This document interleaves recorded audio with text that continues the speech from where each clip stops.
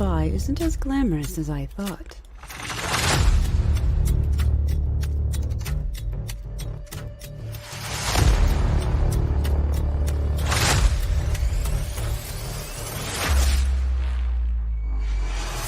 But it isn't dull.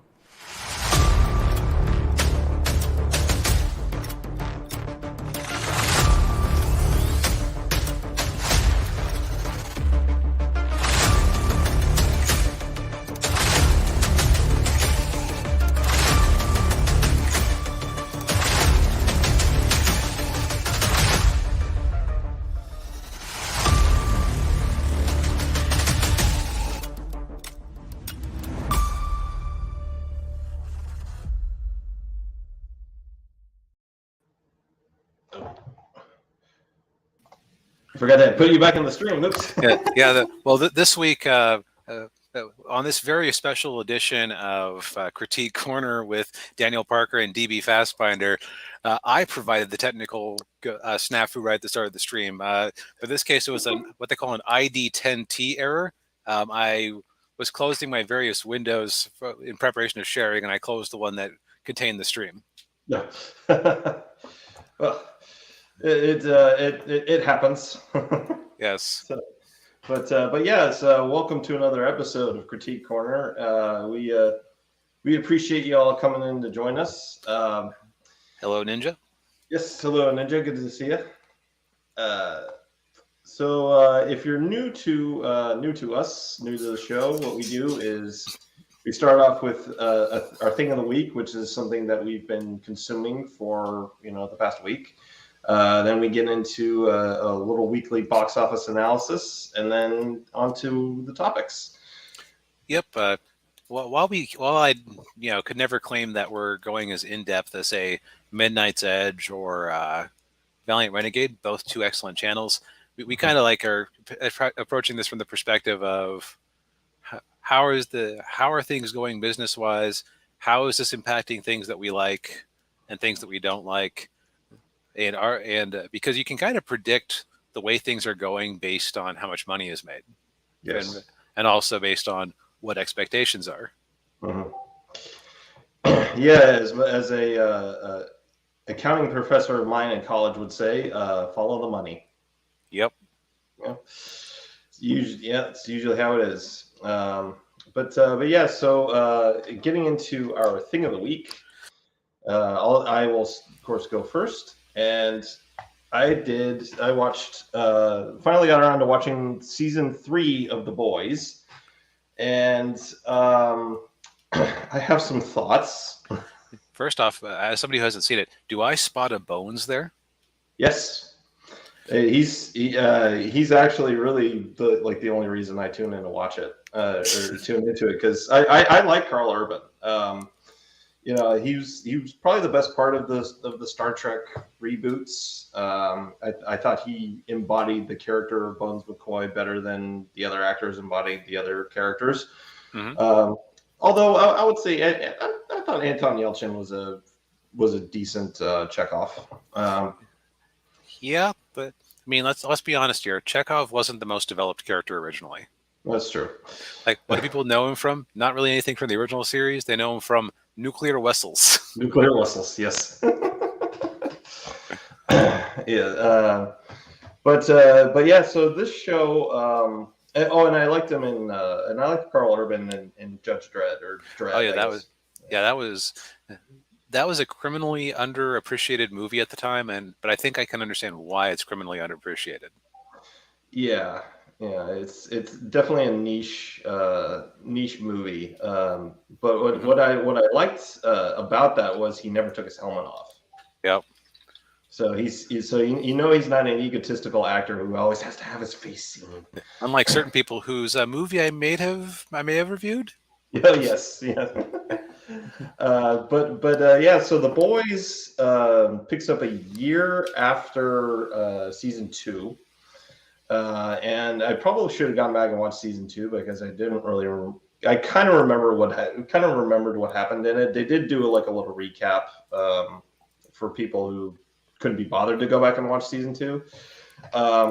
it picks up a year after, and they're kind of dealing with the aftermath with Homelander and Stormfront, and of course. So let's pretend for a minute that I've never seen The Boys because I just saw panels out of context of the comics and just thought it looked like aggressively not my thing.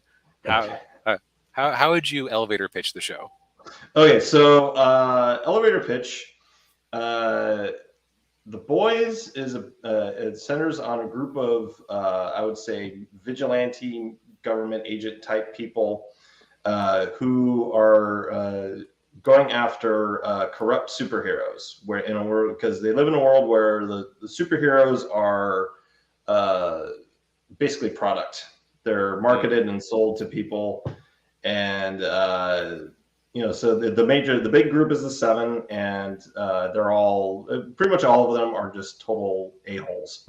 Okay. And so the chief a-hole is of course Homelander, and he's the Superman knockoff. And this season they really made him very Trump-like. Okay. Yeah, and it was very, very a little too on the nose.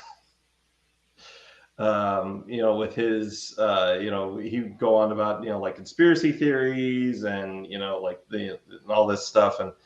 And I can't really remember too well how much his hair looked like in the first two seasons, but I swear they combed his hair back just like Trump, like slick back and everything. So in the previous season, they had they had the Seven, which is basically the Justice League, and they had a new member of the Seven called Stormfront, and they actually gender swapped the character, I think, from the comic book. Mm-hmm. And then, so Stormfront, they don't really, they really like her. People really like her a lot. And then she and Homelander get together. And then, as it turns out, Stormfront is a, bad guy from WW2. Yes. And so he was dealing with, so he was kind of dealing with the aftermath of that. Like, how could you, everybody's like, how could you not have known she was a what? Look, when I was shaving my mustache every morning, she asked me to stop when I got to the middle, and I thought it was just her being cute. Yeah, exactly. Yeah. But anyways, so they're kind of dealing with the aftermath of that, and then Homelander, and of course you have the Boys with their whole thing, and Carl Urban's character is named Billy Butcher. And yeah, Billy Butcher. He of course he hates Homelander. Mm-hmm. Wants to kill Homelander because of something he did to Butcher's wife. Yes. Long story short, it was something in which a child was a product of, and of course that kid has all the same powers as Homelander. Right. So, but yeah, the whole season is basically just a big just knock at everything going on, in the last couple of years, and basically watching Homelander slowly descend into madness, paranoia, and all that kind of thing, and then of course you mentioned it when I told you this was my thing of the week, the scene where one of the characters is talking to little cartoon characters. Because he's a little cuckoo for Cocoa Puffs? Yes, yeah. So, yeah, that character was Black Noir. And the reason he's a little cuckoo for Cocoa Puffs is because the original team before the Seven, he was a part of that team as well. And the leader of that team was called Soldier Boy, and he's Captain America knockoff, if Captain America was a D-bag. Mm-hmm. they try to get rid of Soldier Boy, and in the process of that, Soldier Boy just beats up Black Noir, and Black Noir kind of has like parts of his brain that fall out. So yeah, that's why Black Noir can't talk, and he's a little, and I know a lot of people, and spoiler alert, a lot of people were very angry about what happened to Black Noir with Homelander just, I'm trying to think of a right word for it. Screw it. I mean, Homelander eviscerated Black Noir. Oof. Yeah, that's one of the things about this show. It's very bloody and very violent. Lots of CG blood, which I'm not a fan of CG blood because it looks really fake. Holy Ninja says, so Mark Miller, Captain America, or just Garth Ennis writing. Is it bad that I've never been able to tell Garth Ennis apart from Warren Ellis? I think they're actually the same person. Probably are. Because like I always hey, have I read a comic book by them? No, it's like I think I'm thinking of a Garth Ennis comic. Then I remember, no, that was a Warren Ellis run of X-Men or whatever. Well, it's very easy to get them mixed up, yeah, because they're both very edgy comic book writers. But yeah, so the whole plan, the whole show is that the boys find out that at first they think that there's some kind of because they think Soldier Boy's dead. Like Soldier Boy's presumed dead, so they're like, oh, the Russians made a weapon to kill Soldier Boy, so they go to Russia and they find there's no weapon, but Soldier Boy is actually still alive, and they did the whole Winter Soldier thing with him, and so they take him back to America so that Soldier Boy can kill Homelander, but spoiler alert, another spoiler alert, Soldier Boy is Homelander's father. So I'm noticing by the fact that you keep dropping spoilers that you're not necessarily encouraging people to go out and watch this. Not really, no. It's like I like the first season of the show. I think it's really, but I think it has fallen off since then. Yeah. That's a shame. Yeah. But yeah, this is the way it goes. Yeah. Well, it's really funny. We were talking about this before the stream started. Last week we were like, Amazon doesn't have any sort of influence. Nobody really seems to watch Amazon streaming stuff. Yeah. Like The Boys is the only one I've ever heard anybody talk about. And then we both picked Amazon streaming originals. Yes. So the difference is that Warren Ellis writes edgy material while Garth Ennis just writes edgy for the sake of it. Okay. Gotcha. Yeah. But so speaking of kind of 90s throwback superhero on Amazon, I watched Samaritan starring Sylvester Stallone. And it's a pretty simple movie. And I actually would encourage people who are kind of tired of how jokey and inconsistent Marvel is these days to give it a watch. So I'm going to, again, keep real spoilers on the down low. Right. Basically, it's a return to what I would call a classic kind of 90s action movie style. Someone on Midnight's Edge said, this is basically a movie that Stallone could have made in 1994, and I totally agree. So maybe not peak Stallone, but, still solid. Yeah. But it basically, you have this kind of Detroit-ish city where you had these two brothers who were superheroes, or one was a superhero, one was a supervillain. Their parents had been killed by people who were afraid of them and tried to kill them, but the parents died instead. And one became the villain nemesis who wanted to destroy everything. One became the hero, Samaritan. And you have the POV character is a young boy who's like really living in really desperate times. Like in the first scene, his mom has to borrow $5 from him so she can take the bus to work. And he's in that kind of classic hood situation where, like, well, I don't want to start running with the gangs, but the gangs have money. And so he kind of cozies up to a gang run by I forget his name in the movie, but basically he looks like an angry Viking because he's got like the shaved head with like the short blonde mohawk, and he's got like the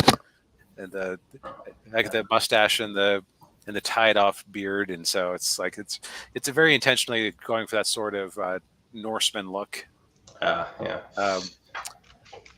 And then the young boy, just as things are starting to go wrong in his life, he stumbles across an old man who turns out to be, of course, Samaritan. Hmm. And it's Stallone. He got broken because like basically Samaritan and Nemesis had one last big fight in a fire, and only one, both were assumed dead. So it's like it's a big deal. Like there's conspiracy theories about Samaritan still being out there somewhere and hiding, and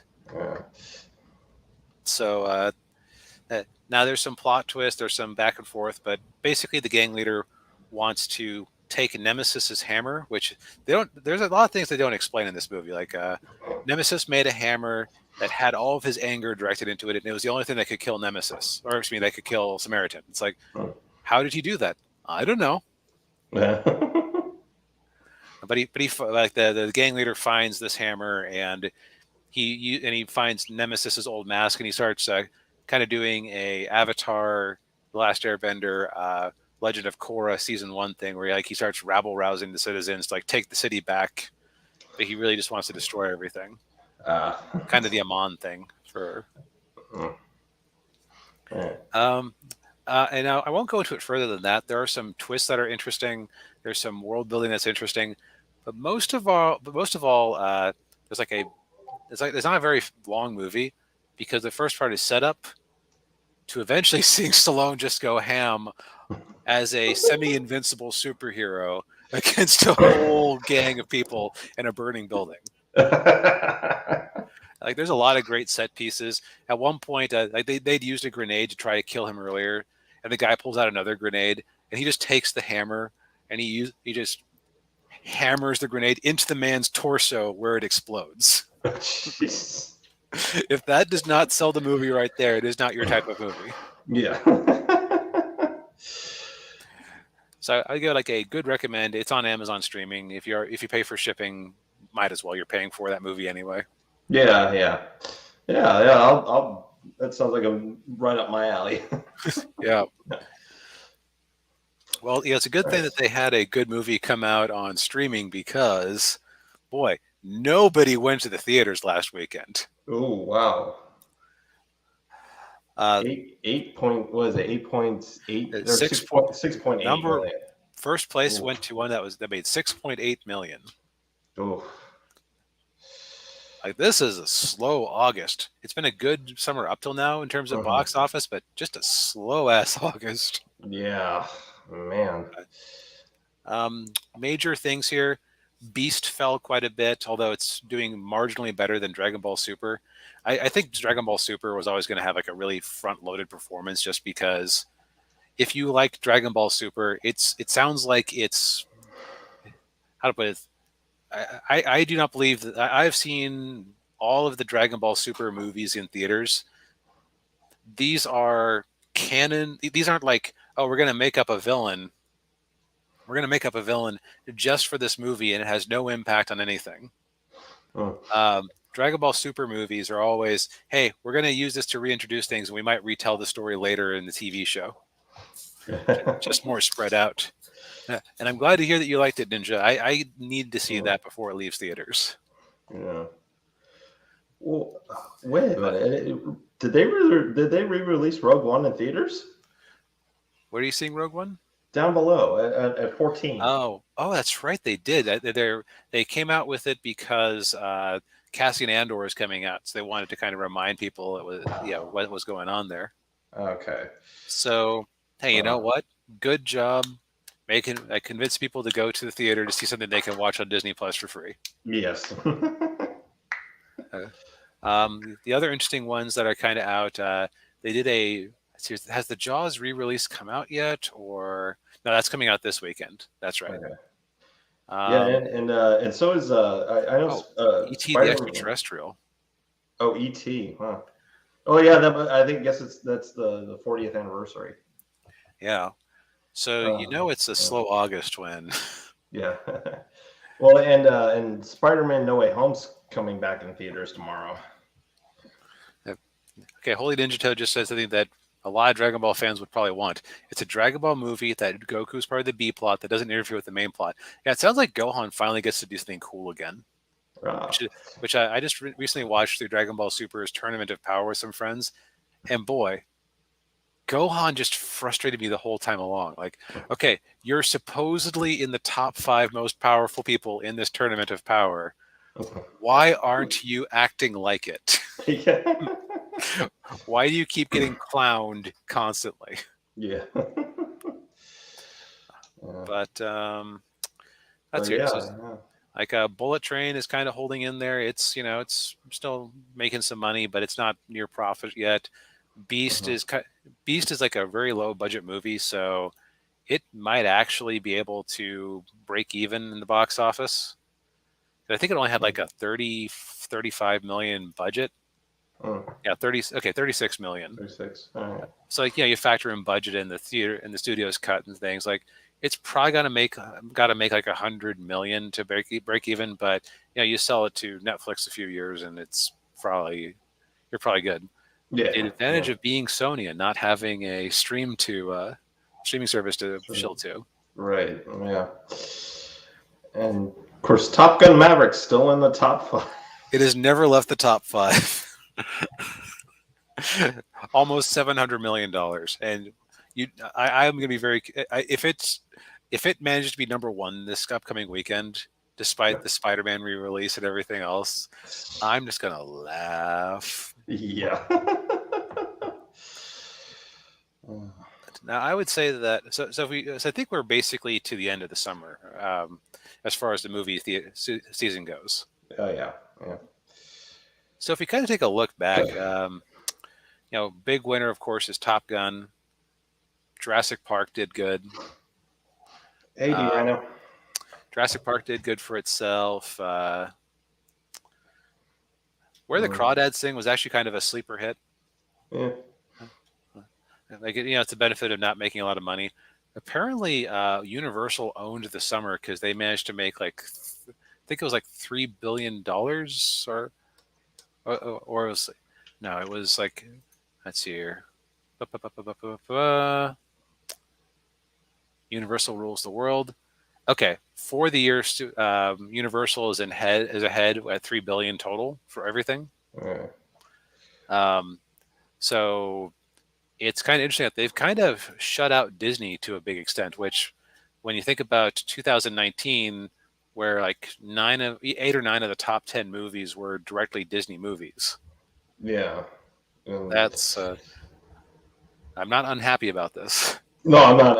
I'm not either. Yeah, it's probably it's about time Disney's got taken down a peg or 2 or 5. Yeah.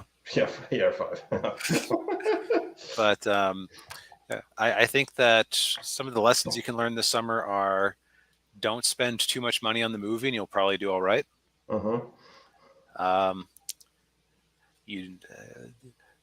MCU is slowing down. Some people have been saying, oh, it's just because they weren't in China.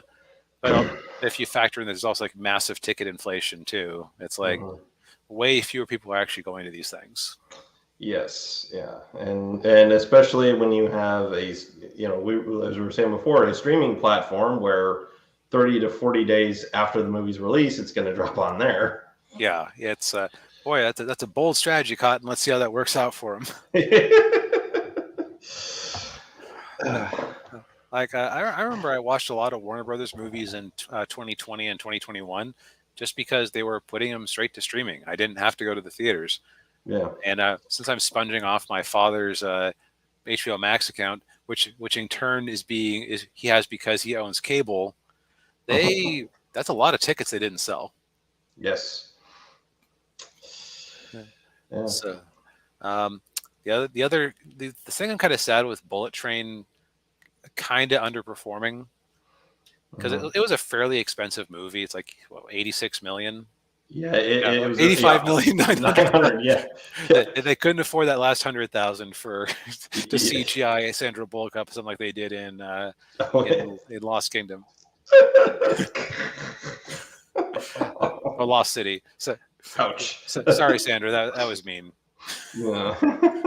But I'm just gonna if you assume if we assume there's no budget and they make back half of their return, or no, if we assume there's no budget for marketing and they make half back, it's like, okay, they've broken even except for marketing, and who knows how much their marketing actually cost. Yeah. So it's like it's not a pants on, or it's not a head on fire disaster, but it's like it's kind of disappointing to see an original movie not do too well, because this was like, besides that and where the crawdads thing, that was a book, so it's this is the only movie this is the biggest movie I can think of that wasn't a book first.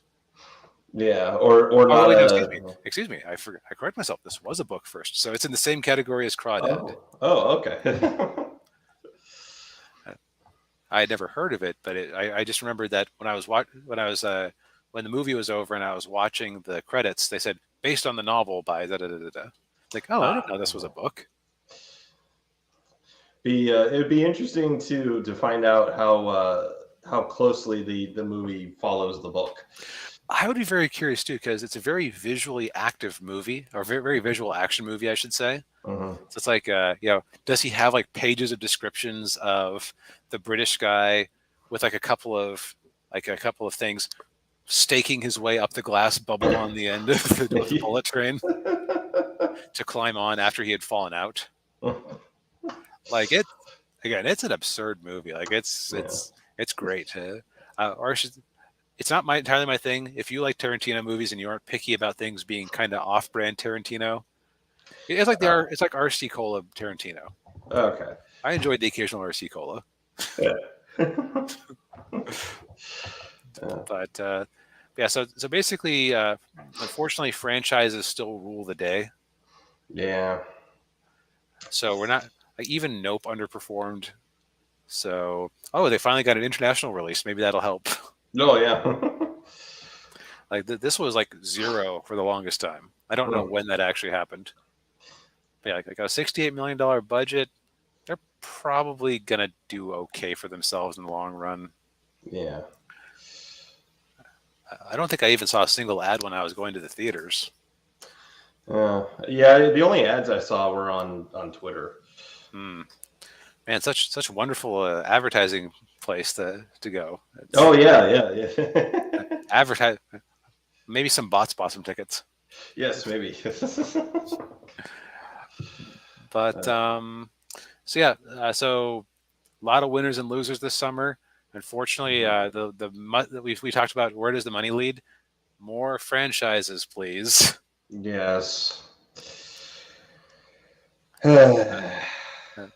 The only silver lining is that between Top Gun and Ghostbusters Afterlife and Spider-Man No Way Home, the message has been sent. Okay, you want big, unequivocal success? Make things that make people feel good about the properties that they enjoy, you dumbasses. You don't have to re-examine or recontextualize or deconstruct every friggin' thing just because that's what your writer friends like. Yes, yeah. People actually want to see the characters that they love and actually be the characters that they love. Yes, people want to see Luke Skywalker with a lightsaber beating down Kylo Ren's skinny butt. Yeah, they don't want to see this.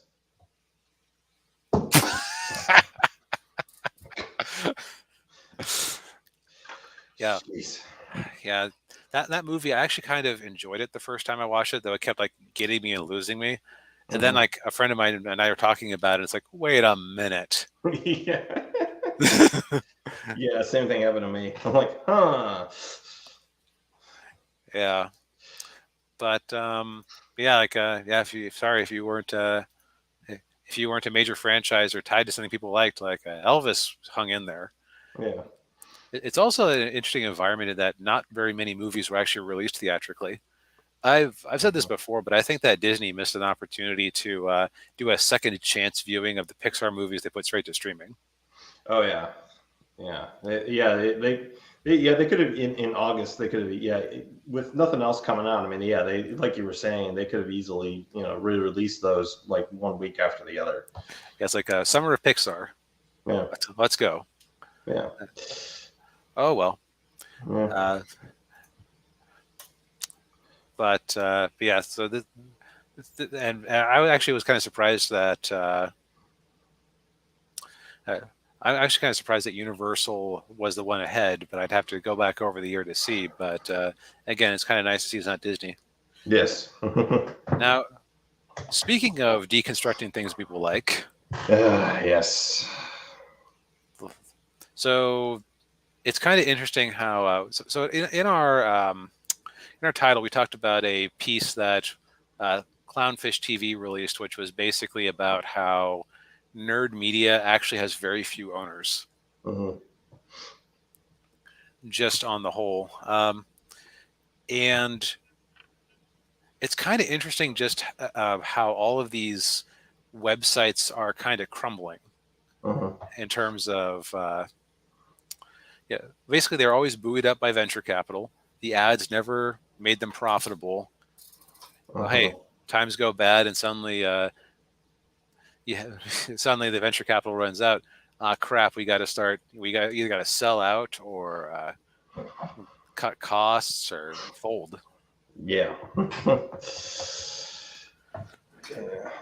Yeah. I think what the interesting thing about the internet, to my mind, is that it has fundamentally changed people's perceptions of how much things cost, at least in terms of entertainment. Yeah, it's been a very interesting evolution, to say the least. Right, because do you remember that South Park episode where they were talking about early YouTube, and like you had the chocolate rain kid like, I theoretically I have the most views of any of you. I'm theoretically a billionaire. Yeah. There's like there's no way to monetize things on YouTube. Right. Yeah. And now we've kind of hit an era where, how to put it, there has not been a real replacement for spending $1 a day on the newspaper. Right. Yeah. Or having a TV show that you knew that 5 million people were going to tune into at the same time. Right. Yeah. So you could sell ads at a known rate. Yeah, and it's so it's with streaming and like it's just like everything's very it's all geared like we were talking before, all geared around clicks. Yes. The early days of the internet with clicks. Yeah, and I have a thought on that, but I actually will be right back. It's very warm today. I've been drinking a lot to stay cool, and that's caught up with me. Okay. All right, no problem.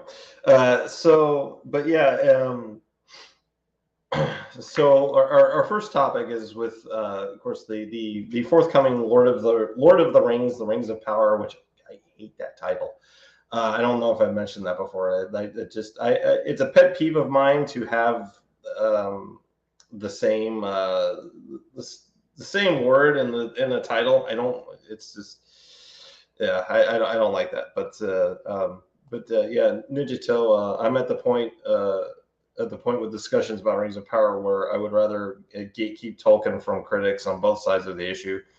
So much BS with the arguments. Yeah, I hear you. It's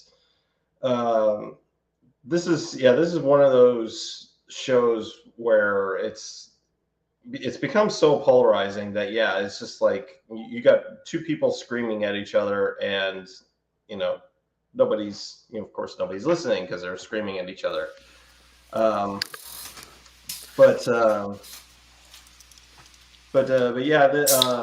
With the Rings of Power, I was just saying earlier, I really hate. I haven't mentioned this. I've mentioned this before. I hate the title. Yeah, it's Holy Ninja says, I'm at the point with discussions about Rings of Power where I'd rather gatekeep Tolkien from critics on both sides of the issue. So much BS with the arguments. I was saying earlier, that too many like both sides are just like it's become very polarizing and everybody's yelling at each other. Right, and technically nobody's seen the show yet. Yeah. There are some advanced critics that are like giving it a tongue bath. There are also some advanced critics who are saying it was like an awful mess, including, weirdly enough, the Washington Post, which you would expect would be in lockstep with the Bezos companies. So it's like Yeah. that makes me wonder if that's the most honest answer. Yeah, exactly. But it's like Yeah.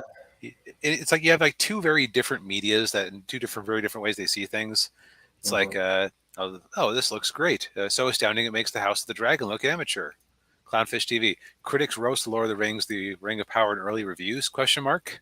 It's like they're both right, but they both have reviews that point to what they want it to point to. Yeah, this is a trend I've noticed a lot with not just this, but with a lot of different shows and movies. It's like both sides are going to spike the football over whether they're right or not, and it's like one group is going to say, oh, this show is a huge failure, it's a flop. And then the other will say, oh no, it's a success. And, Right. It's like we talked about Thor being kind of Schrodinger's flop, where the first weekend everyone was like was ready to dance on its grave. Like it probably made a little bit of money, but it's still an underperformer. It's in this weird middle ground. Right. Yeah. Ninja says the weekly Entertainment Weekly review was terrible, terribly written as a review, and that one was negative. Yeah. What I've been hearing is that it's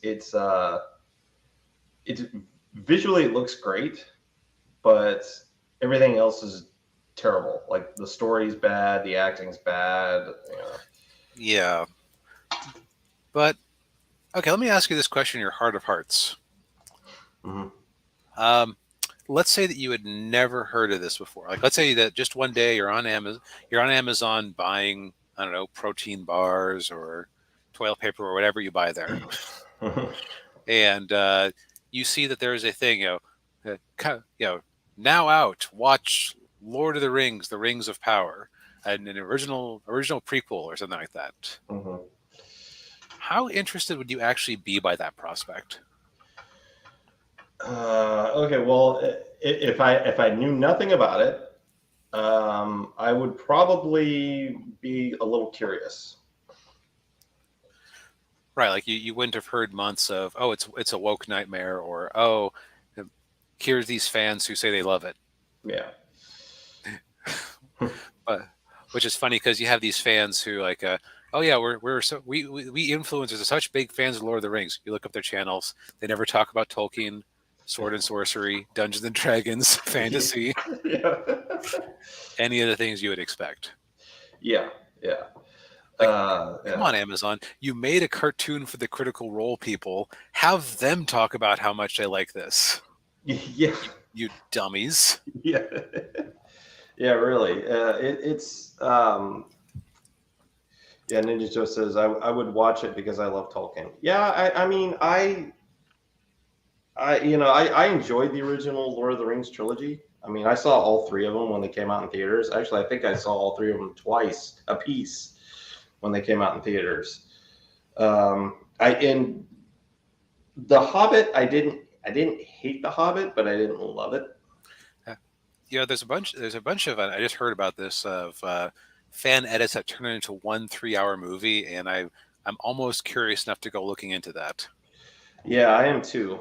Yeah, which honestly, they probably should have done that instead of.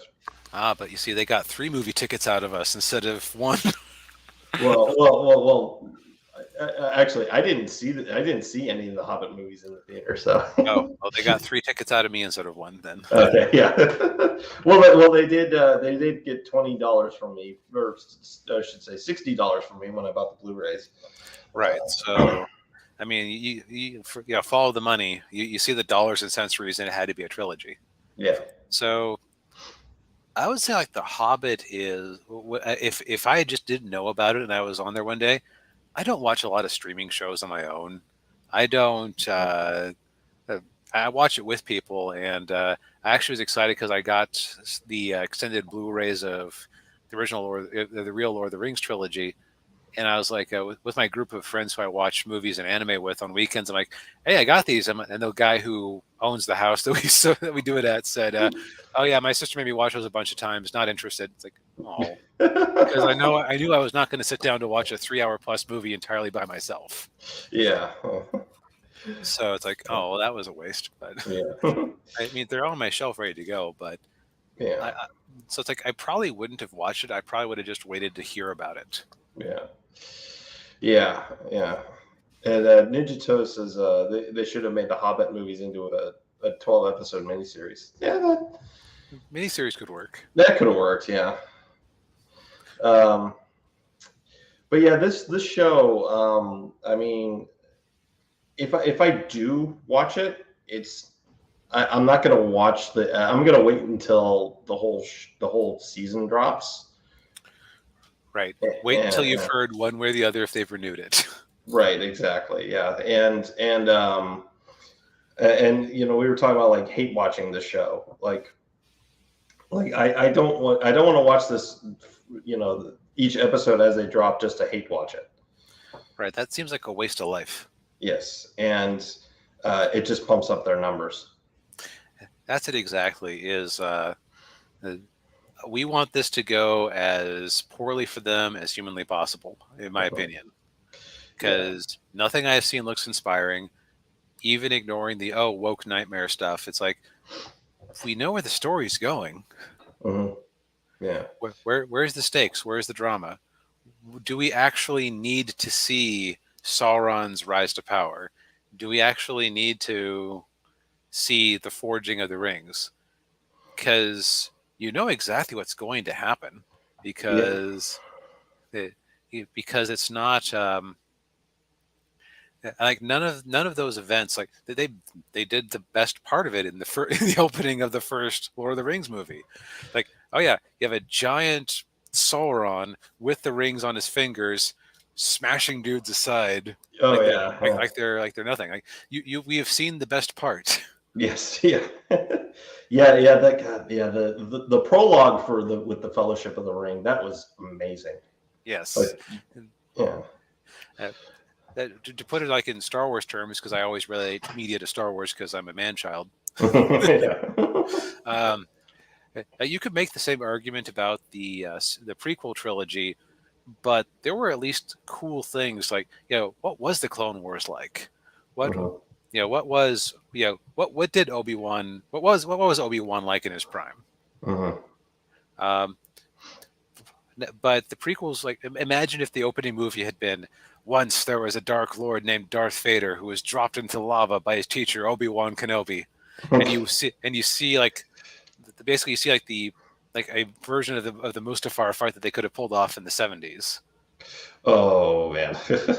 And then you started the movie. Like, wouldn't that just sap all the interest that you might have out of seeing like, because it's not just like you wouldn't just know that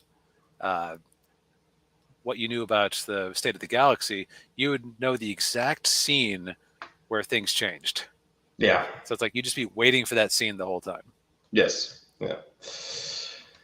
Yeah. It's and Ninja Toast is the thing is that the story is very good. It's actually bigger scale than the opening. Yeah. I'm sure it is. I'm a movie only Tolkienite.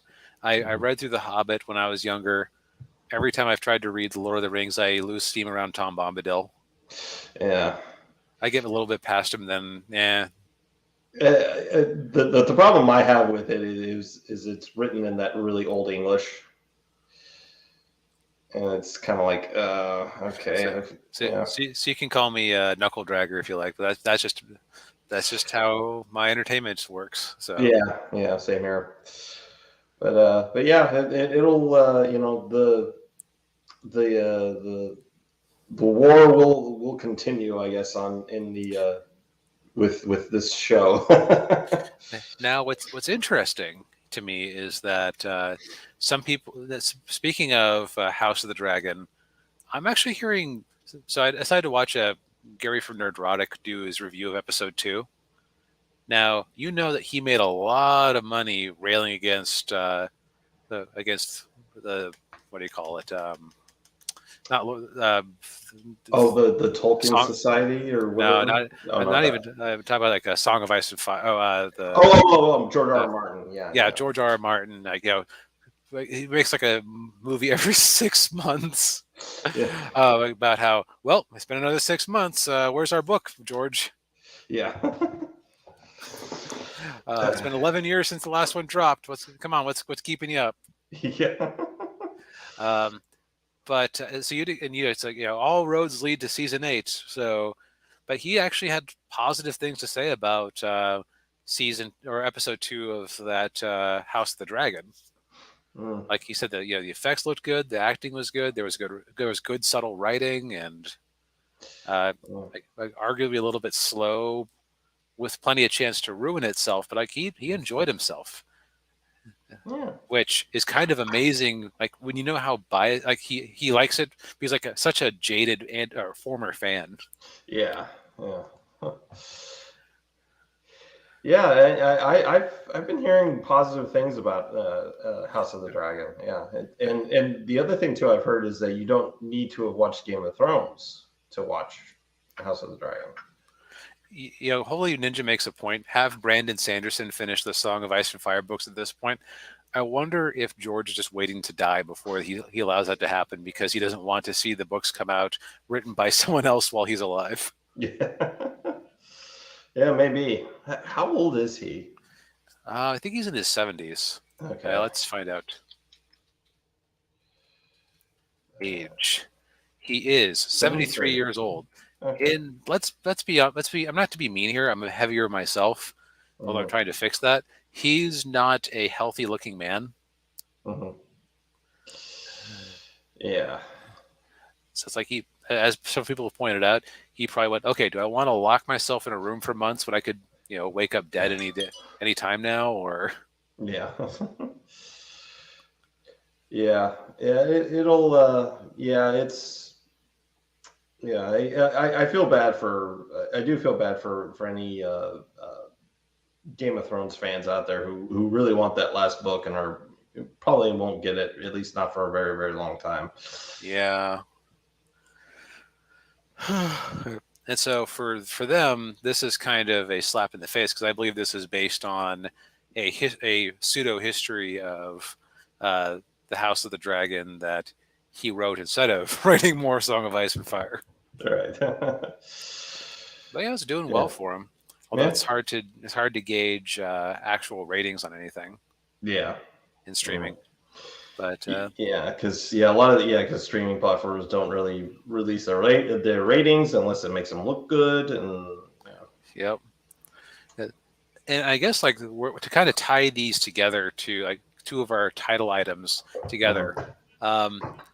It's interesting because you got a lot of independent people on YouTube who tell it like it is.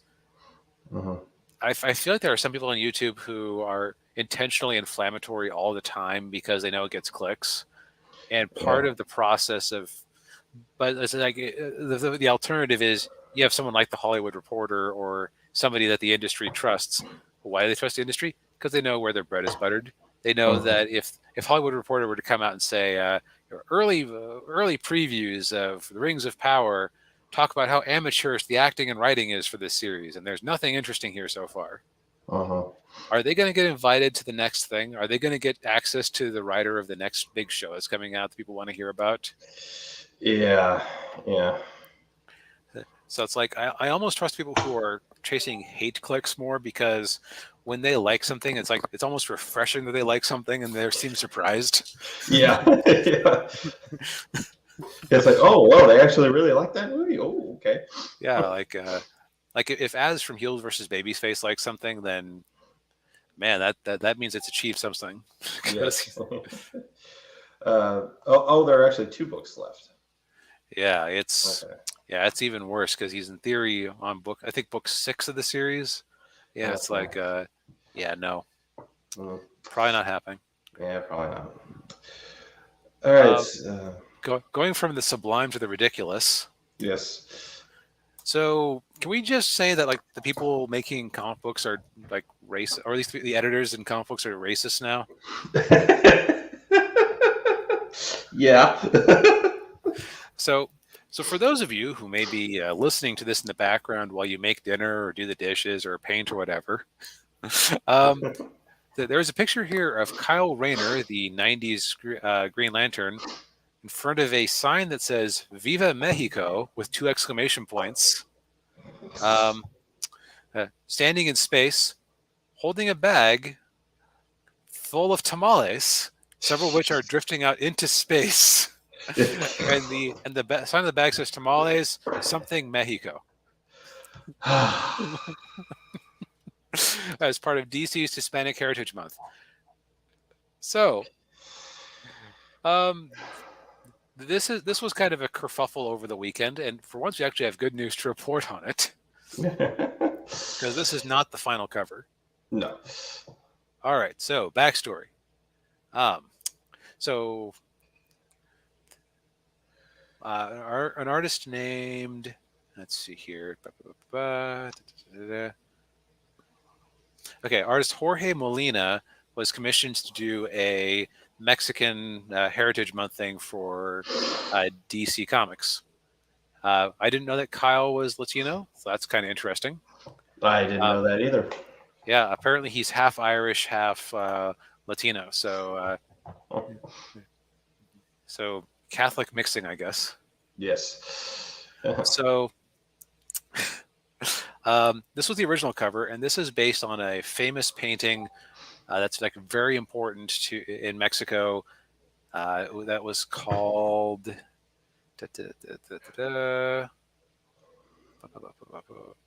Oh. See, that was listed in here. Let's see if they didn't actually include a picture of that, which is kind of a shame because that would be nice to have the comparison. But basically, this is like him holding his Green Lantern power battery, like you would expect a Green Lantern to be carrying, with a Mexican flag in the background. And since he's an artist, and that's his like Green Lantern gimmick, he's made like a version of the Mexican flag in the background with a giant eagle eating a snake. Yes. Which, Mexico's always had a pretty badass flag. Like let's yeah.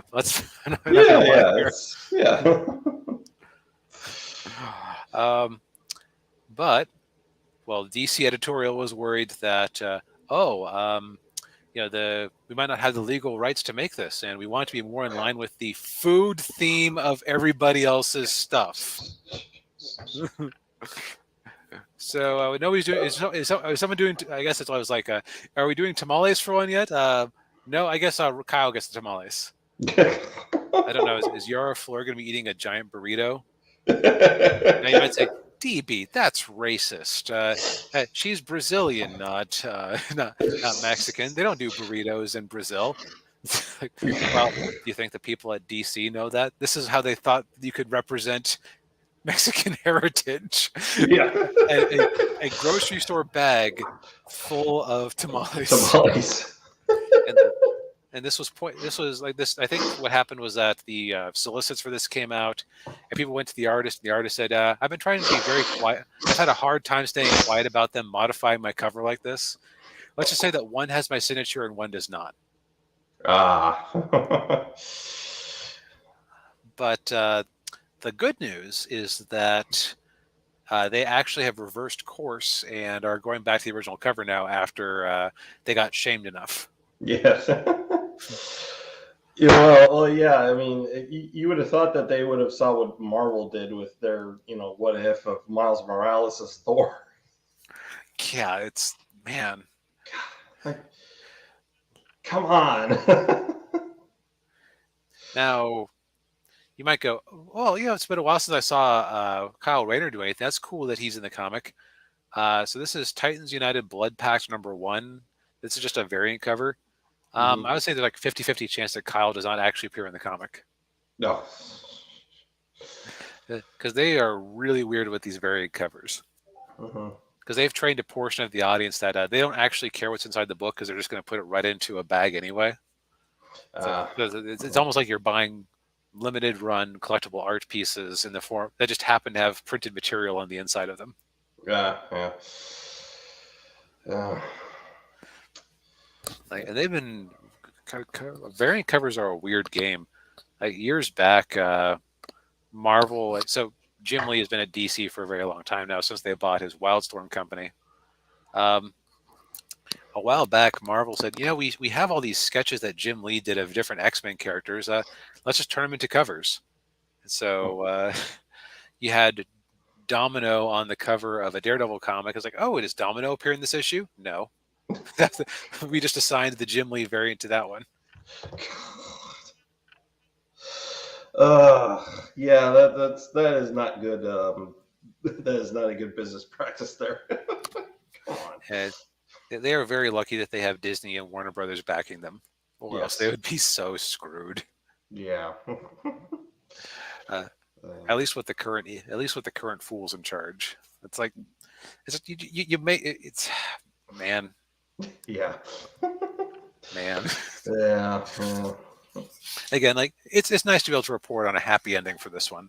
Although I think it's still a possibly misguided cover. Like if that was the opening, if that was a variant for a new Kyle Rayner limited series, that'd be cool. But yeah, for again, like is it possible he's in there? Yeah, he's been associated with the Titans before, being a younger hero, but I don't really think of him as being a Teen Titan primarily.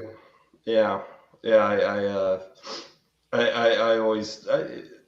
The problem I have with Kyle Rayner is that he kind of launched the career of Gail Simone. Yeah, or at least one of his villains did. Or what his villains did, yeah. Well, Kyle was like almost like a proto replacement character, of the style they do these days. Because Hal Jordan got his character completely assassinated, like where he just killed all the Green Lanterns except for one and became a villain for a long time. Yeah, it was not handled well. No. The only difference is that nowadays it would be like Kylo Rayner and she would be the bestest ever instead of like struggling. Yeah. Yeah. But so fairly quiet week. But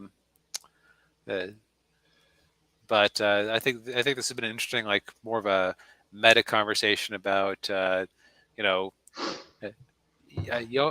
like I sometimes think back to something that Mecha Random would always say in her videos, is that movies are not mandatory. Yeah. Like just because you liked a previous version of a thing does not mean you are beholden to watch the current version of that thing if it doesn't look like it's up your alley. Yeah. Yeah, it's exactly. Yeah, I mean, you don't have it like. I mean, I have plenty of franchises and TV shows and things that I started watching, and then after a while I dipped out of it because I didn't like one particular movie, or I didn't like or one I thought one of the seasons was really bad, and I just stopped watching it. And, Sorry, which season was that? Oh, I'm just speaking in general. Yeah. Okay. Okay. So, yeah, it's like, how did they really? So the reason that you have, what's his name? So the reason that Jon Stewart was the main character was because Hal was evil. That's lame. Yeah. Jon Stewart deserves better than that. Hal deserves better than that. Yes. Yeah. But yeah, it's you can be a fan of something and not like an iteration of a movie, or iteration of whatever it is that they're doing. It's perfectly fine, and and whether or not other people will like it or not, well, that's their business. Yeah. Right. And it's kind of interesting. You're in this weird position where you, at the one hand, you don't, if you're thinking about just like first order things, you do or don't like something, you do or don't buy a ticket or pick up a comic or buy a video game. And like you enjoy it or you don't, or you avoid it. Yeah, that doesn't make a huge difference. But if you think like second order After Effects, it's like let's say that Kyle Rayner was your guy, and he was my Green Lantern growing up. Though I think I do prefer Jon Stewart these days, or Hal, just because Kyle never really had a great run that I'm aware of. Mm. But let's say that you grew up on Kyle, you loved his series, he was your guy, and if you see Kyle Rayner on a cover, you buy it. You're telling DC, like, let's say this was actually the cover. You're telling DC that's okay, that the tamales was okay. Yeah, yeah. You're also telling them, oh, hey, let's not have the cover actually represent the comic book because this is a collector's item, not something you're going to read. Yeah. Yeah, it's yeah. Well, and it's also like it's this weird thing where when you have these franchises that like so movies, series, book series, they used to stop. It's like you'd have you'd have the Shadow. The Shadow was like it was big for like around 20 to 30 years, or at least different levels of big for 20 to 30 years. You had the radio show, you had the pulp novels, you had a few comics, though those were never the driving factor. Like if the Shadow is your guy, you could just pick up the twice a month pulp novels or pulp stories. You could listen on the radio when you were at home at night. And there was just the one version of the Shadow, or actually the two versions of the Shadow, and you could pick which one you liked. It didn't matter because it's not like there was some organizing entity that was paying attention to how much these Shadow versions were like each other, which they really weren't. Like in the pulp novel, he didn't have any supernatural powers at all. He just played on people's minds. But in the show, I think they decided it was too hard to communicate that via voice on the radio, so they actually gave him hypnosis powers. And later on made him the Invisible Man, basically. Yeah. And so it's like, but you have your version of the Shadow you like. If you say, what, I think I've read enough pulp novels about the Shadow, you move on. You don't have to think about it ever again. Yeah. Maybe if you had that trajectory where you were starting in the 30s or 40s, as an old man, you might go see Alec Baldwin be the Shadow at a movie with your grandchildren and go, oh, that isn't quite the way I remember it. That wasn't especially great. Yes. And then but it's not like you had constant Shadow all the way through. Like there might have been comics you could have picked up along the way, but they didn't like impinge on it. But now it's like we get so much of some of these franchises so quickly that you realize, oh crap, I have to actually think about what I'm encouraging them to make more of. Yeah. Yeah, and I was just thinking of Teenage Mutant Ninja Turtles. Where it was kind of the same thing where it's like, oh, you've got the comic books, and you might you really like the comic books, but you might not like the cartoon show because the cartoon show is a lot different than the comic books. And then of course then you have the live action movies, which is kind of at least the first one anyway was a nice blend between the two. And then it just kept going and going and going with it, and then it's you had like a 10-year break before they made a new TV show that was more like the comics, and then Viacom bought Ninja Turtles for like $1 billion, and we have not been without a Ninja Turtles TV show since then. Yeah, or a movie. Yeah, it's just and I think hopefully it will start to cool. That'll start to cool down, but I highly doubt it because Viacom wants to. They want to buy. They want people watching that stuff, and the toy company wants kids buying toys. So. Yeah, it's kind of like a weird treadmill situation, but it's also because entertainment is different than other things. It's like if you make bread. Maybe somebody doesn't buy a loaf of your bread every week, but if they like your loaf of bread, they'll keep coming back and buying bread on the regular, right? You're really just competing against like maybe this guy you're competing with this Texas Toast Company or Mike's Killer Bread or Franz or Oven Joy or whatever. But it's like you're in the bread market. People always are buying bread.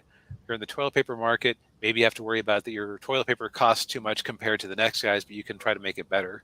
You don't have the same problem where someday somebody wakes up and goes, you know what? I'm really tired of toilet paper. I think I'm done with toilet paper. I've moved on past toilet paper. Yeah.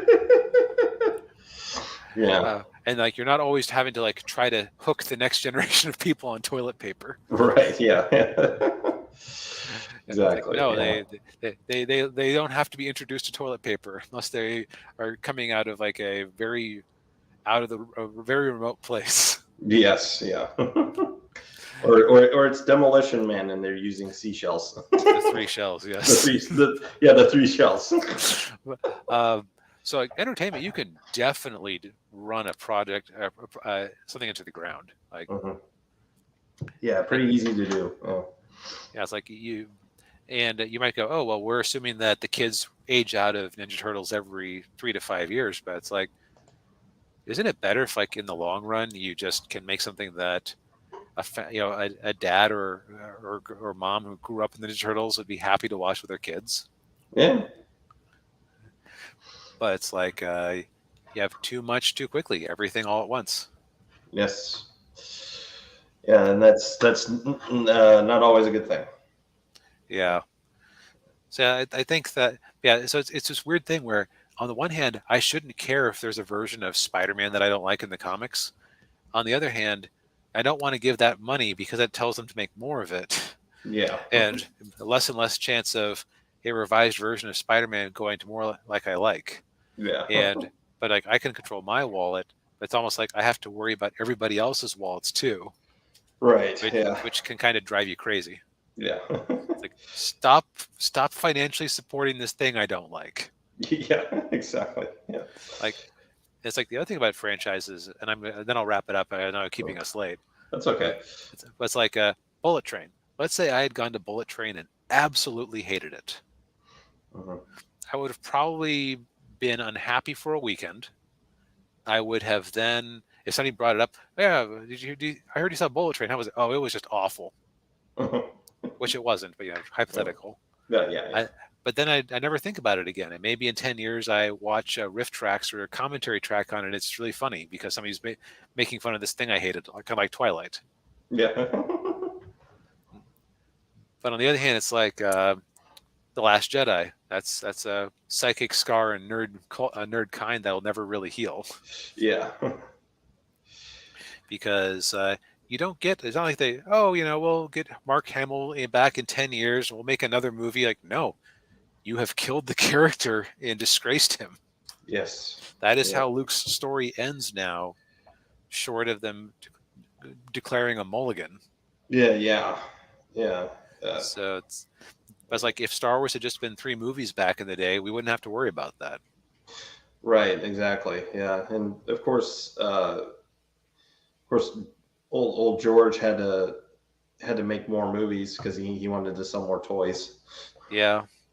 But well, and that's the other funny thing is that the prequels, there are people who go, oh man, the prequels destroyed my image of all these characters. But it's like you can ignore them because it's in the past. That's much easier to just go, I reject your reality and choose the expanded universe. Yeah. But for a sequel, man, in my mind, Disney never made any movies with Star Wars except for Rogue One, which was strange. But yeah, that is me being in complete denial. Yeah. What, episode 7 and 8? There was no episode 7 and 8. I don't know what you're talking about. There's no Warren Bossing, say. Yeah. But yeah, so it's a weird place we find ourselves in modern media, where it's like the winning move is to not care about what other people are doing, but you kind of almost end up having to care because this isn't like a weird spin-off novel. This is canon. Yes. Yeah. So I don't know. Like it's something I've been thinking about a lot. So. Yeah, me too. It's a very I scarce to use the term, but I will say it's kind of a dark age of entertainment. Right. Where I think, so here's kind of where I'm hoping. We're basically in the 70s right now, right? We've got an old president who's overseeing stagflation and recession. There's an energy crunch. There's crisis in the East. Entertainment has gone off the rails, and we've had a lot of buyouts and bankruptcies and stuff. This is very much describing the entertainment landscape of the 60s and 70s when you get down to it. Yeah. And the movies were much more cynical in tone. Yes. Yeah. And then first you had Jaws come out, which kind of was like almost the John the Baptist of the blockbuster. And then Star Wars came in and sealed the deal. So what we're waiting for is some new big thing to come in and just shake the foundations of entertainment, to just like remind people like, oh, hey, that's right. You don't have to cynically deconstruct everything because you're bored with life. Yeah. Let's just tell some good old fashioned stories. And I would say that things like Comicsgate are, reflections of that. Of Comicsgate, Gamergate, whatever you think about them, I think the underlying thing is people are kind of going, I'm kind of tired of things changing in ways I don't care for. Yeah. It's like, this is my entertainment. Life sucks. Yes. Yeah. Ninja makes a good point. Top Gun can be that film. Top Gun has made the most money of any movie post-pandemic. It's made the most money of. It's like it's like gotten past Last Jedi. It's gotten past a lot of movies that we don't care for on the domestic box office. So again, fingers crossed. They decide that movies that make audiences feel good. Yeah. Yes. Can be big winners. Yeah, and that will be the template going forward. Yeah. Yeah. We can. By the way, kind of too late to ask this question an hour into the stream. Can people hear my fan in the background? I can't. Okay. I just noticed it doing the Blade Runner thing with the light coming through the window. I was like, oh no. That's been running the whole time. On the plus side, we're not ending the live stream with my apartment being 86 degrees. So that's oh, that was awful last week. Yeah. Yeah. So, do you? Okay, good answer, Ninja. Oh, what fan? Yeah, there you go. Yeah. All right. Well, I think we've exhausted this topic as much as possible. Yes, and we'll see what we have in store for you next week. Who knows? Maybe we'll get another guest star. Maybe there'll be more exciting things to talk about in the news. This week was almost a commentary on commentary, so it's. Yeah, I think yes, yeah. But yeah, so obviously do all the cool YouTube things, like and subscribe and hit the bell notifications and all that. Yeah, all that good stuff. And we will see you all next week. Good night, everybody. Night, everyone. The life of a spy isn't as glamorous as I thought.